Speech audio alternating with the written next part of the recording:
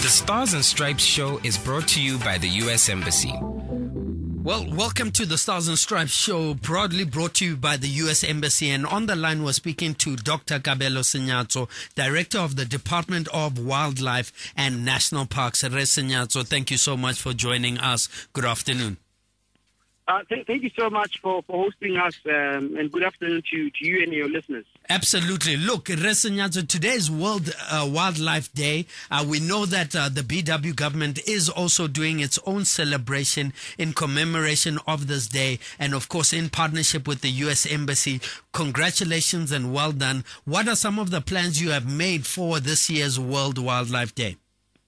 Yeah, thank you so much. I'm speaking to you from Khanti, where the Agri show it's packed here, which is exactly what we're hoping for. And the reason we came to Khanti was twofold. The first is we are rolling out a program to allow Botswana to keep game in the Masimo. And what we picked was that Khanti had been slow in the uptake of that particular program. And so we brought quite a number of animals here, both herbivores, and the key attraction is a huge black maned lion here, so that Botswana can actually appreciate the wildlife at close range. So the whole idea is so that Botswana know that the wildlife economy is open for them and they could participate. So they're here to learn about animal husbandry so that going forward, they could apply to keep these animals, as could your listeners.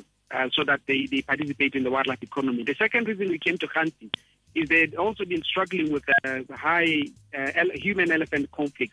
We've seen an influx of elephants in the Khanti district. And so for this year, for the first time, we'd actually facilitated a hunting quota for elephants. And so the community, just in 1 year, with the inclusion of elephants, have actually tripled their income. And so we are here to celebrate that as well. We had the presentations from local community-based organizations that participate in this hunting program.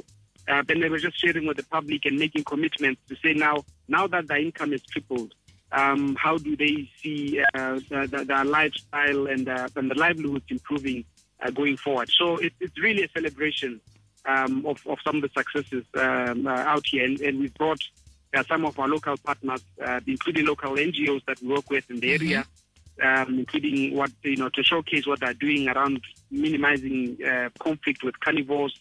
And of course, we brought in the U.S. Embassy because it's always important to also have an international dimension to some of these issues. Absolutely. Now, let's get into the discussion on rhino poaching incidents. It seems like Botswana is reported to have experienced a hike in the number of rhino poaching. Why do you think this is the case? Yeah, thanks. We've actually recorded a decline. I think the numbers peaked in 2020, where we lost 62 animals. But since then, we've actually realized that a decrease in poaching. So if you compare, for example, numbers lost in 2020, the 62 I mentioned, last year for all of 2022, we only lost 6 animals. So overall, there's actually a decline in rhino poaching. But of course, when you look at the entirety of the poaching spectrum, it is a concern. The uptick, we believe, was just due to some of the beliefs that underlie the myths on why rhino horn is that claims that it cures certain ailments. And our suspicions was that at the peak of COVID, there was quite a high demand for rhino horn in the perhaps the cure for COVID, and that is why we've seen a spike. But we also realized the criminal network was probably also displaced to Botswana. Because around the same period, there was actually a decline in rhino poaching in South Africa. So these syndicates move about in the region, and so when one region tightens up, they translocate.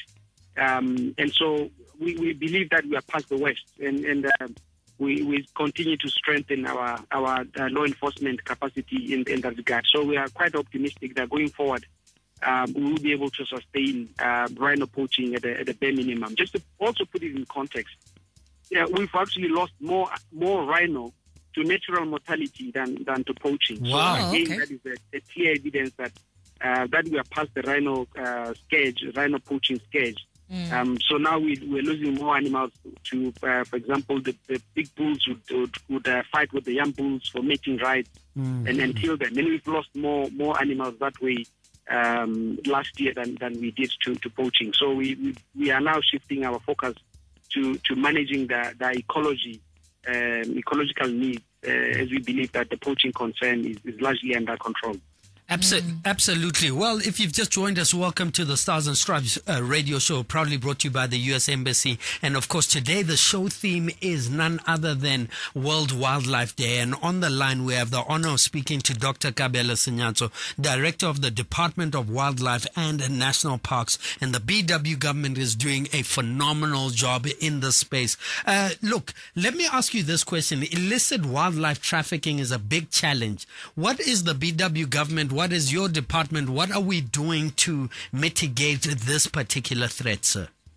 Yeah, no, thank you. There's a number of things. I think for us, top of the list was to foster that we have a one government approach to the issue. I think the challenge previously had been that each one of us had been tackling the issue in a silo approach. And so we've in the last few years actually strengthened our interagency collaboration. We'll shortly be launching a national anti-poaching strategy, which reinforces that.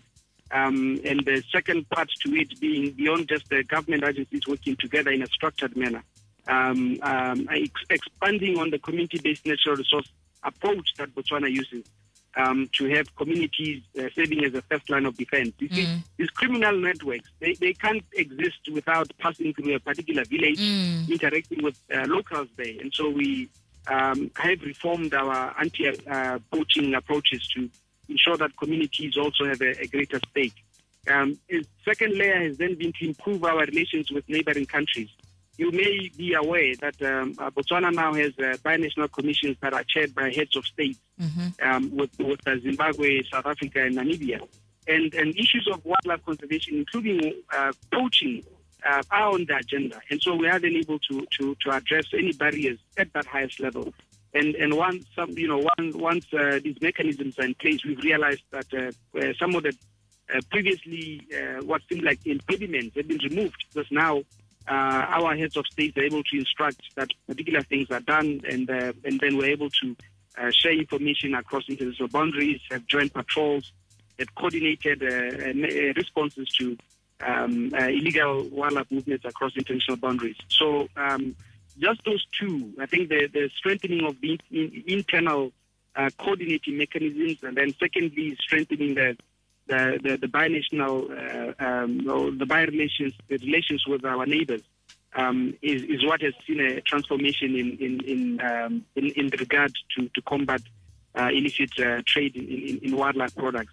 The third layer, of course, again, which is linked to processes such as CITES, and why we are engaging the U.S. Embassy, is we need global trade mechanisms to also clearly separate legally sourced from illegally sourced products. And so a key tool in that is the CITES Convention, of which we recently met in Panama to discuss how we facilitate legal trade of wildlife products. So there's quite a number of interventions done at those different scales to combat the issue.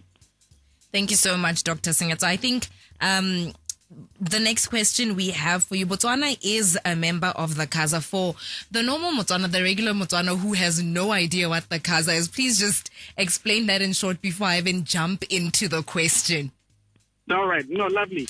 So CASA is short for Kavango Zambezi. And these are the major rivers that we find up in the north. And we share these with our neighbors, being Angola, Namibia, Zimbabwe, and Zambia. So we formed, as the 5 member states, we designated huge chunks of land to form the largest trans-frontier conservation area in the world.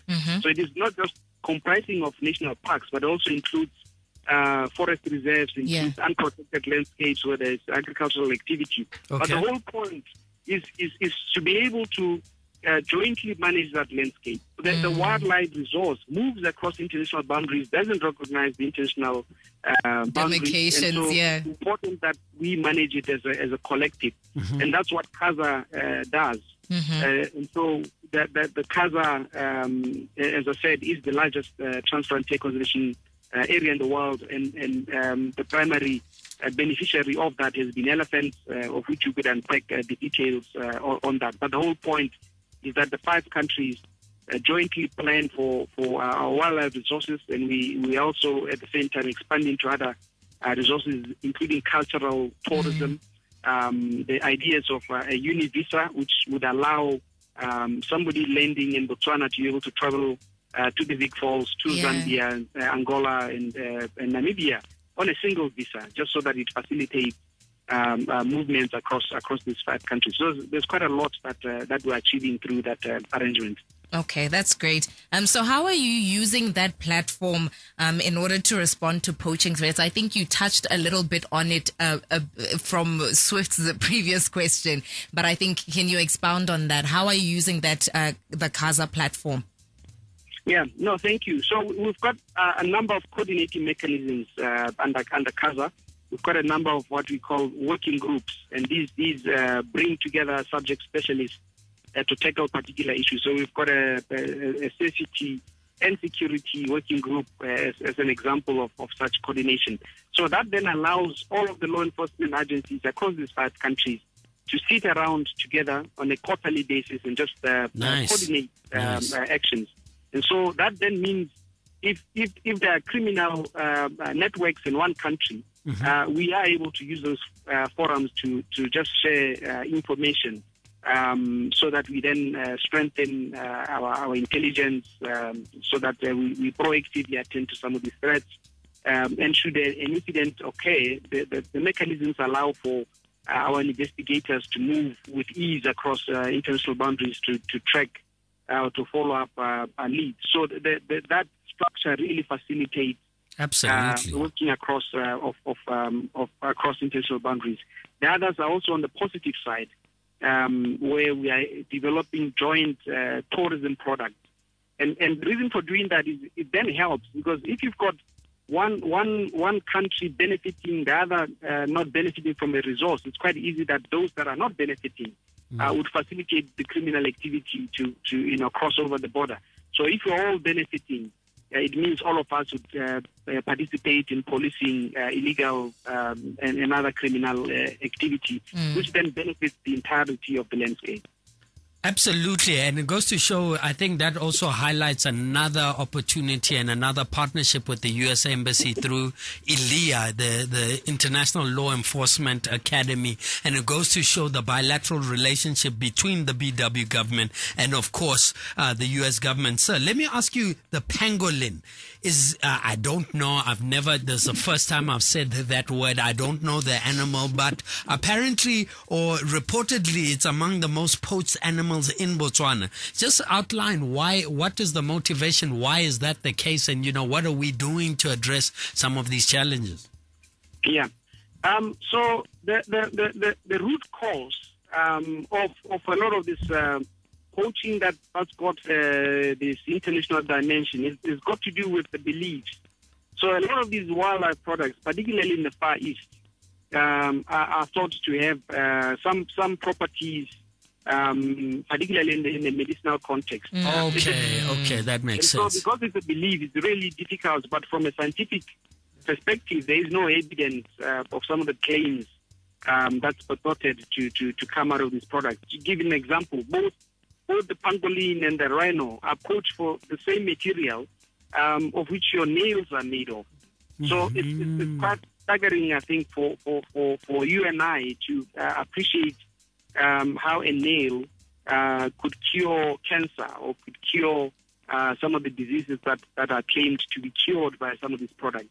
So the primary cause really is that belief, and the animals are poached so that these products are used for those traditional medicines, particularly in the Far East. Wow.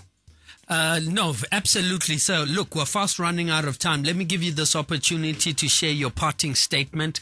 And, of course, I must applaud the BW government. And, of course, it goes to show the power of partnerships and, of course, what you're doing celebrating World Wildlife Day. I especially love the initiatives of allowing us, Botswana, to, have game on our own farms. I think that's a brilliant initiative. I think it also allows us to spill over into agro-tourism space of the ecosystem, and I think we must applaud the BW government. Well done, sir. Let me give you this opportunity to share your parting statement.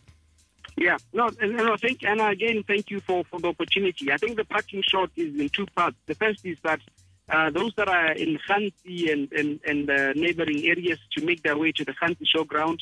As mentioned, we've brought all sorts of partners, and we'll be here to share experiences and opportunities that are there in the wildlife economy. We've just had some of the best tasting eland biltong. Wow! And one then when you ask how could Botswana be facilitated to venture into some of these value chain opportunities, the opportunities are really limitless.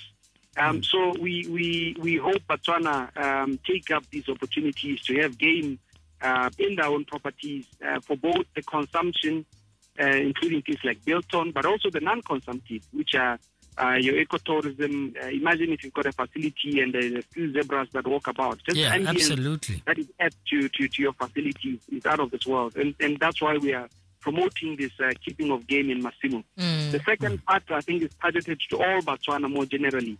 To say we appreciate some of the conflicts that they've got with wildlife. We also appreciate the conflicts are also exacerbated when people are not deriving a value out of a resource. So if you've got elephants and they damage your field, but you don't derive any benefit from the elephant, that damage is just multiplied. And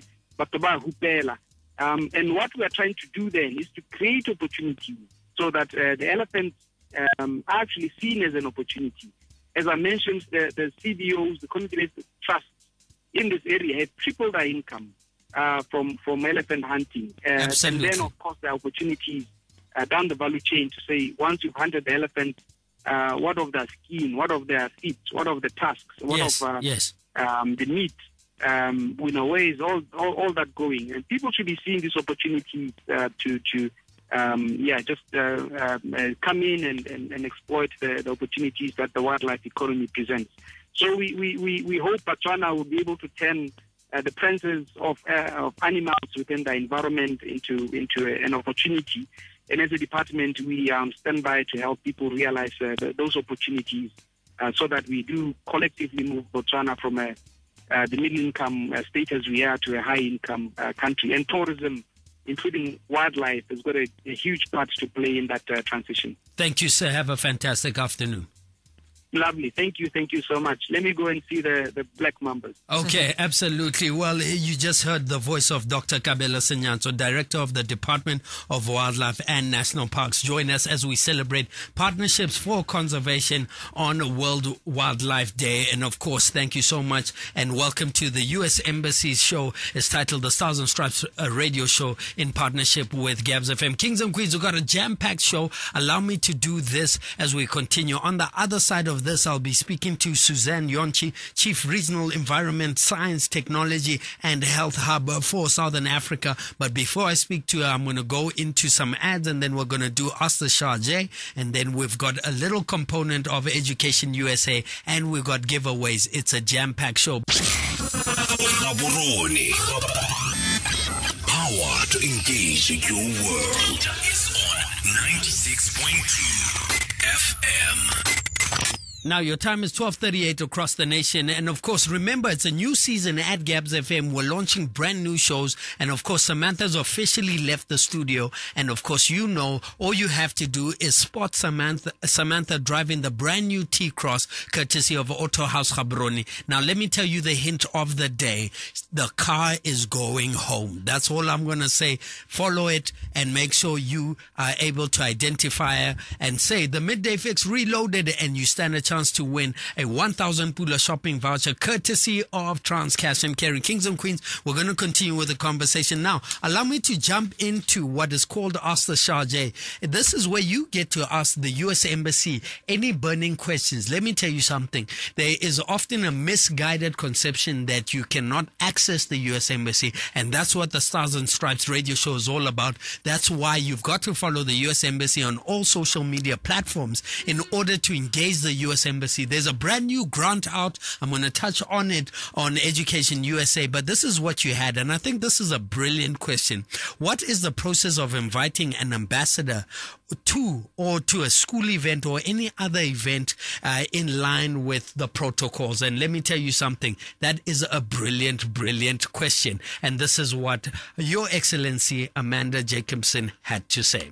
Well, first in advance, thanks for the invite. Our U.S. Embassy leadership team loves to attend community events. You can reach out to our public diplomacy office with your specific request, and the email address is pashabaroni@state.gov. Please do extend the invitation as soon as possible so there's time to coordinate and support your important events, and please do specify what role you envision for the embassy representative. Thanks so much. The Stars and Stripes show is brought to you by the U.S. Embassy. Well, it's Gabs FM, power to engage your world. Let me tell you something. The U.S. Embassy is accessible. Engage. Follow them on all their social media platforms. On their website, you can engage with the U.S. Embassy. Kings and Queens, let me continue the conversation. And of course, we're celebrating World Wildlife Day. And in the building, I have the honor of speaking to Suzanne Yonchi, Chief Regional Environment, Science and Technology, and of course, and the Health Hub for Southern Africa. Suzanne, welcome to the show. So you're not your first time. It's not your second time. I believe it's your third time on the show. It is my third time. Thanks so much for having me back, sir. And let me tell you something. A little bird told me that it's your birthday. Happy birthday. Thank you. I can't imagine a better place to be on my birthday than with you. Absolutely. I hope you're showered with love. I hope all the right people have done all the right things, and you are loved, okay? Thank you. Fantastic. Look, World Wildlife Day. What an important day. This is something that is such an important component. Look, from the U.S. Embassy point of view, what is World Wildlife Day from the U.S. Embassy point of view? Why is it important for us to even celebrate? One thing that I did touch on, World Wildlife Day does not only include the animals, it includes plants. Botswana are very, very passionate about indigenous plants. Mm-hmm. We have a lot of indigenous plants that have healing virtues, that have healing properties, and including our vegetables. We have got a lot of indigenous, fruits and vegetables. Walk us through the importance of World Wildlife Day from that context. Sure, no thanks. Like you said at the top of the show, World Wildlife Day is a UN day, and it commemorates the birthday of CITES. So this is the Convention on International Trade in Endangered Species of Wild Fauna and Flora. Mm-hmm. So yes, this also includes plants.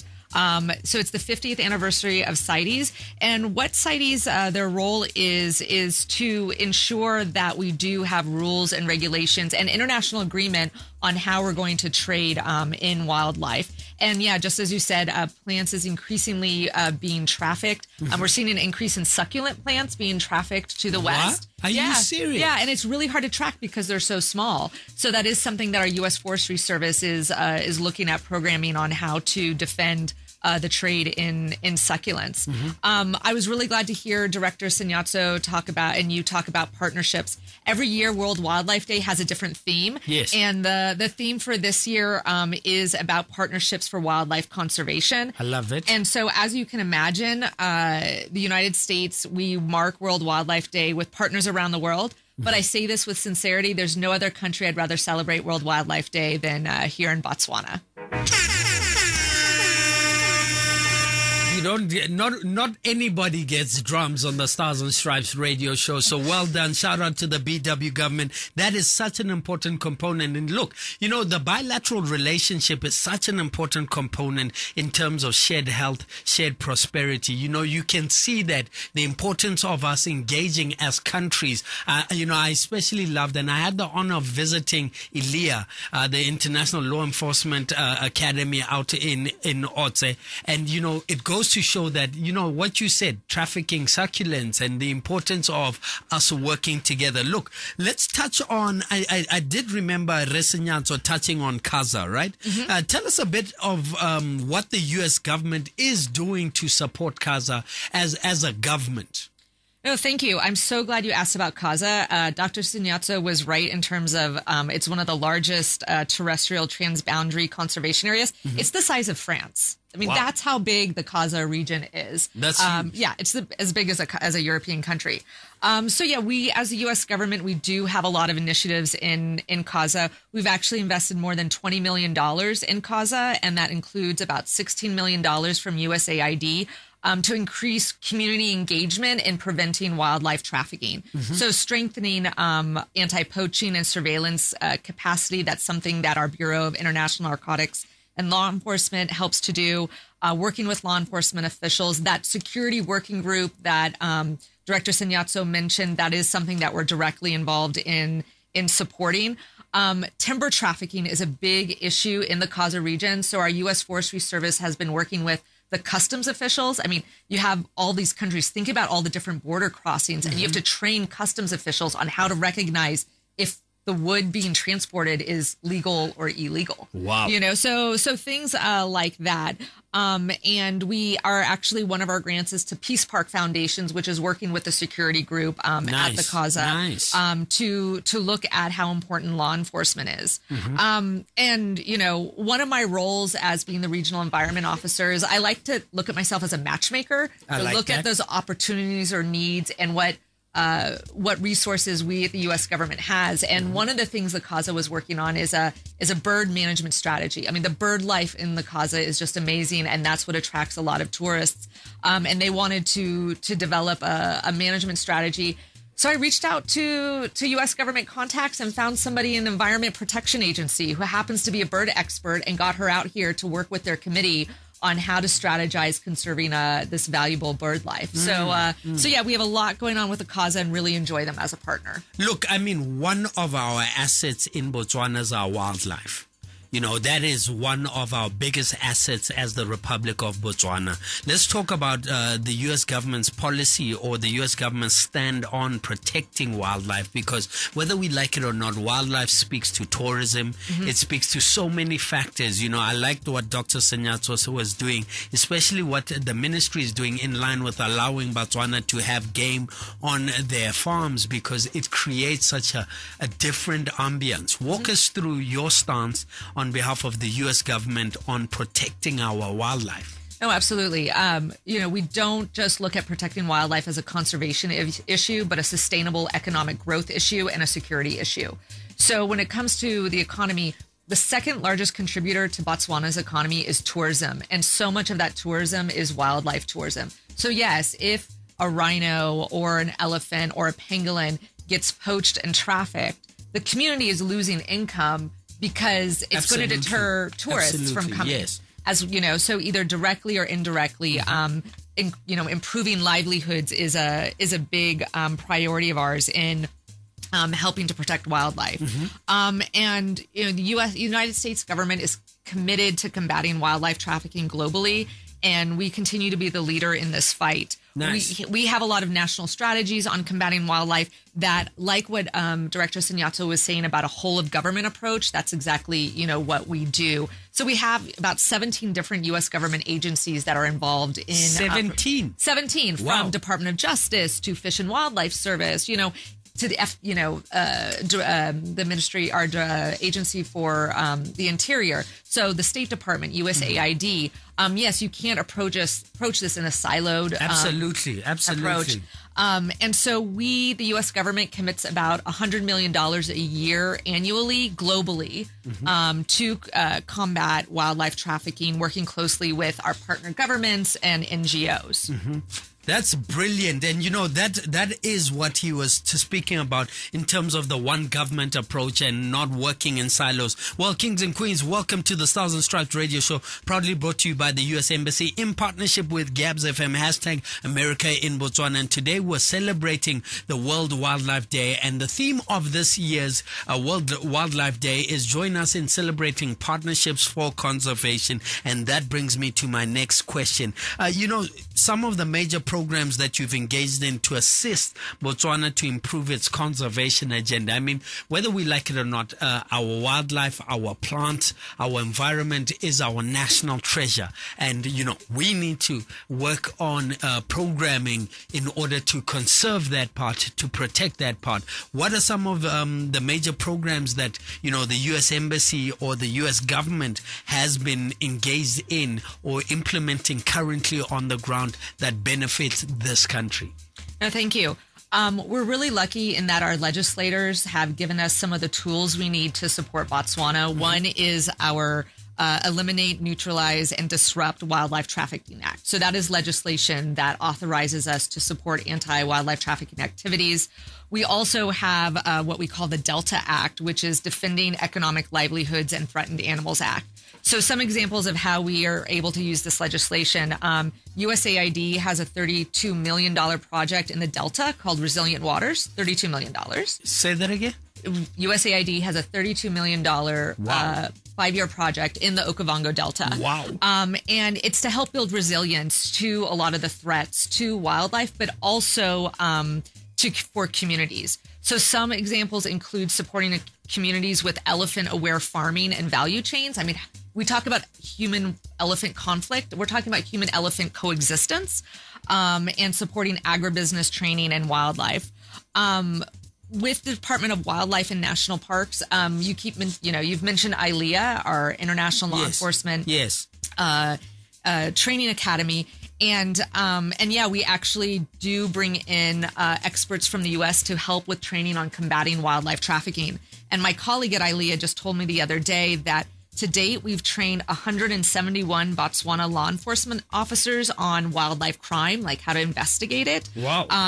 And also 35 Botswana officials on fighting logging and forest crimes, and even 14 officials on mining crimes. So those are some examples, both, capacity building and working with communities that are just as important. And what Director Sanyatso was talking about, that cross-border element, that's something that my office is actually able to bring, not just engaging bilaterally, but bringing that transboundary lens to the issue, to cross-border. So what we do in other countries is just as important as what we're doing here. So, for example, in South Africa, we've set up a task force to combat the financing of wildlife trafficking. Mm-hmm. Follow the money. This isn't just about, the poachers that are being recruited from the villages. This is about organized criminal syndicates who are running these trafficking rings. Mm-hmm. So, like I said, what we do in the region it also impacts Botswana. No, absolutely. I had the honor of actually visiting ILEA and they took me through the whole on site in Otze. And, it goes to show the power of collaboration. I mean, what those law enforcement agencies are doing and the quality of the programming. I mean, from the FBI to, when I was there was the Denver police force.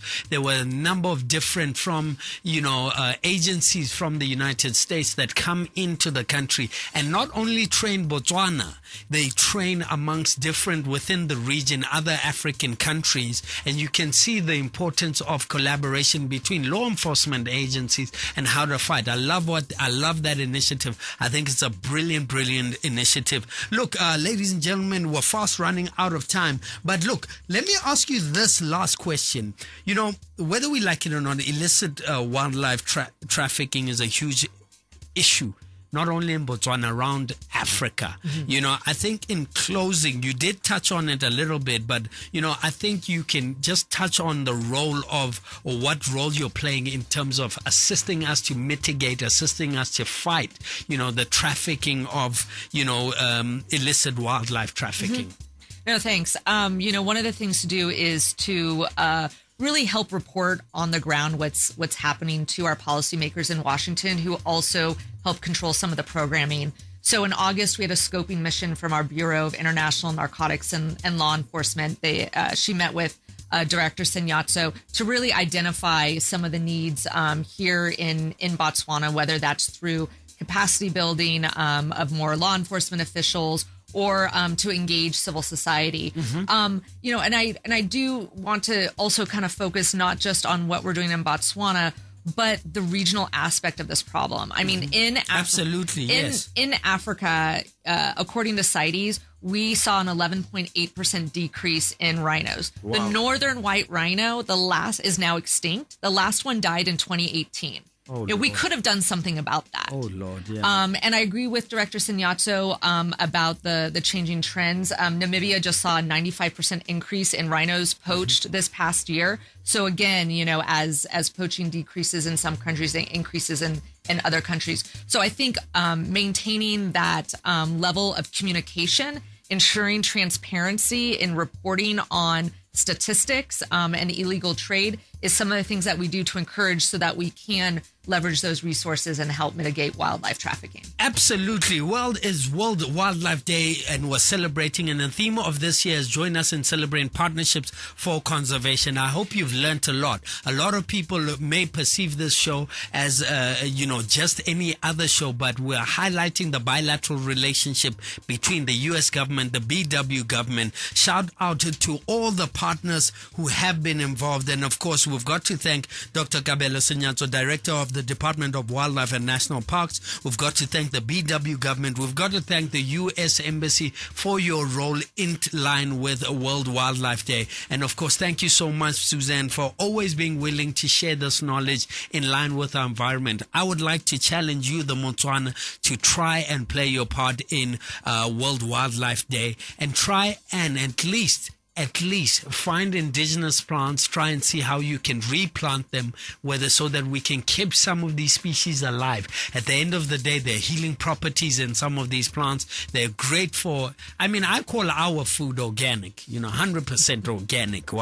And these are important conversations to have. But before I close, allow me to say this, and Suzanne, I'll give you an opportunity to close the show. Allow me to cross over to an opportunity provided by the U.S. Embassy in Botswana. And of course, there's a notice of funding opportunity. The U.S. mission in Botswana offers a variety of grant and contract funding opportunities available for the public. Please note, each funding opportunity has unique terms and conditions, and there's a brand new one out. Of course, it is titled the U.S. Embassy Gaborone PD Annual Program Statement. Okay, please, you can visit the U.S. Embassy and find out more information by going to www.usembassy.gov, okay, and just search funding on that particular website. And now this program is the U.S. Embassy in Botswana's public diplomacy section is pleased to announce that the funding is available through its public diplomacy small grants program.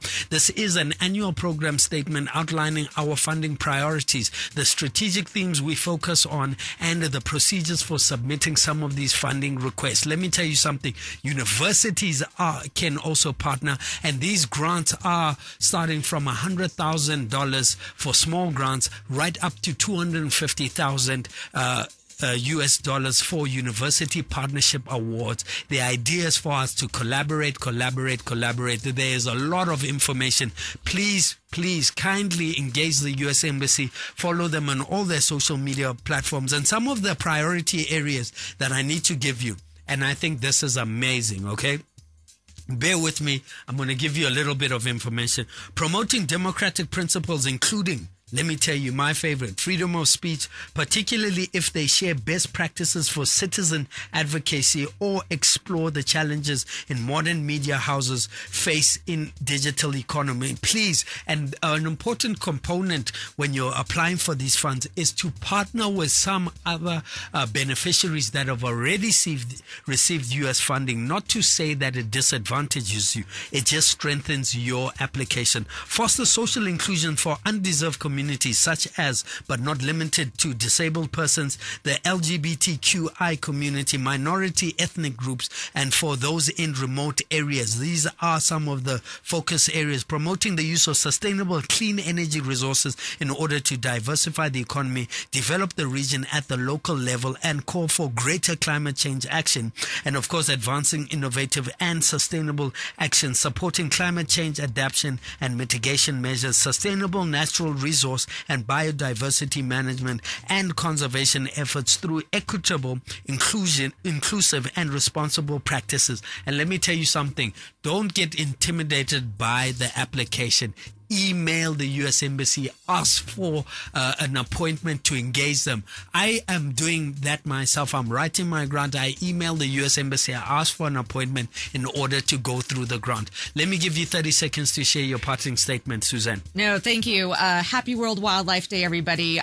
Please acknowledge what a commitment you're making to wildlife-friendly society and what you're doing for the planet, and really recognize the challenge that it is for communities living in and with wildlife, and thank those communities for making those efforts. Fantastic. It's the Stars and Stripes radio show, a bonus episode proudly brought to you by the U.S. Embassy in partnership with Gabs FM, #America in Botswana. Remember, follow the U.S. Embassy on all social media platforms. And of course, ladies and gentlemen, kings and queens, good afternoon. The Stars and Stripes show was brought to you by the U.S. Embassy.